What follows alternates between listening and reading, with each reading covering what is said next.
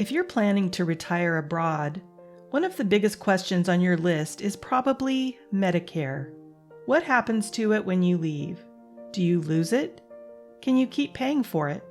And what do you replace it with? I'm going to answer all of that in this video, and I want to start by telling you that I'm asking these questions right now myself. I haven't enrolled in Medicare yet, and figuring out what to do about healthcare is one of the most important decisions in my own planning. So everything in this video is research I'm doing for me and sharing with you. By the end of this video, you'll know exactly how Medicare works when you leave the country, what your real options are, and the 3 questions to ask before you make any decisions. If you appreciate me making this type of content, please let me know by tapping that like button. Here we go. Alright, let's start with the core reality. Original Medicare, Part A and Part B, does not follow you abroad, with a very small number of exceptions involving travel through Canada or care on a US-bound ship. Medicare pays nothing for health care you receive in a foreign country. That's not a technicality, that's the rule. If you're living in Cuenca or Chiang Mai or Hoi An and you go to the doctor, Original Medicare will not cover that visit. Now, that does not mean you're going into retirement without health care. It means you're getting it differently. Let's break down exactly what that looks like. Most people on Medicare have 2 parts, Part A and Part B. Let's take them one at a time because the decision on each is completely different. Part A covers hospital stays. For most people, Part A is premium free because you've already paid into it through decades of payroll taxes. The answer on Part A is simple. Keep it. It costs you nothing. And if you ever come back to the US and need a hospital stay, you'll be glad it's there. Part B is a completely different decision. Part B covers outpatient care, doctor visits, lab work, preventative services, and Part B has a monthly premium. Right now, in 2026, the standard Part B premium is $202.90 per month. That's $2,434 a year. If you're living abroad and Medicare doesn't cover anything outside the US, that's $2,434 every year for coverage you cannot use. So the question is, should you keep paying it? And the honest answer is, it depends. The reason it depends comes down to one number you need to understand before you make any decision. If you drop Part B and then decide to re-enroll, say you move back to the US after several years abroad, you will face a late enrollment penalty. For every 12-month period you went without Part B and weren't covered by qualifying employer insurance, your Part B premium goes up by 10%, permanently. It doesn't expire. It follows you for the rest of your life. Let me put a real number on that. Say you leave the US at 65 and come back at 72. That's 7 years without Part B. That's a 70% penalty permanently. Your Part B premium doesn't stay at $202 per month. It goes to approximately $345 per month, every month, for the rest of your life. Over 10 years, that difference is more than $17,000 in extra premiums before you factor in annual Medicare premium increases. This is not a scare tactic. It's math, and it needs to be in your plan before you make any moves. Quick break. If you're starting to map out what a move like this actually looks like on paper, I put together a free pre-departure checklist covering the documents, timelines, and financial prep steps most people don't think about until it's too late. Scan the QR code on your screen right now. I'll leave it up for a few seconds. Or grab the link in the description and the pinned comment below. Alright, let's talk about what expats are actually using for healthcare, because this is where the picture gets a lot more encouraging.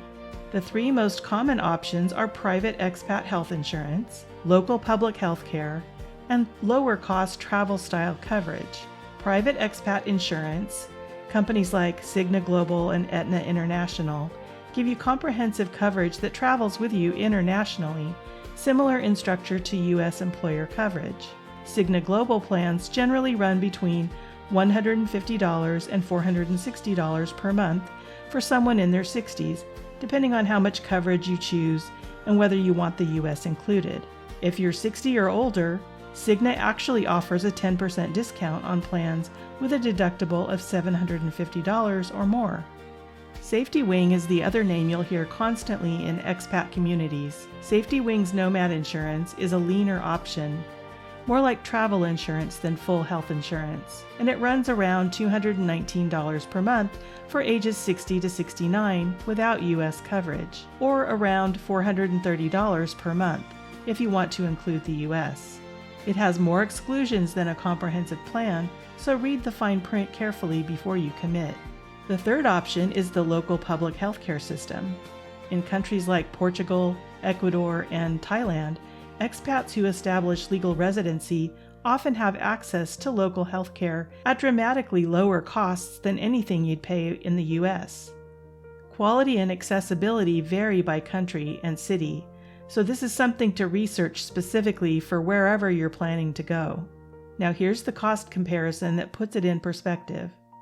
In the U.S., between your Part B premium of $202 per month, your annual Part B deductible of $283, and an average of $2,000 to $5,000 per year in additional out-of-pocket costs, a retiree on Medicare is easily spending $5,000 to $7,400 per year on healthcare.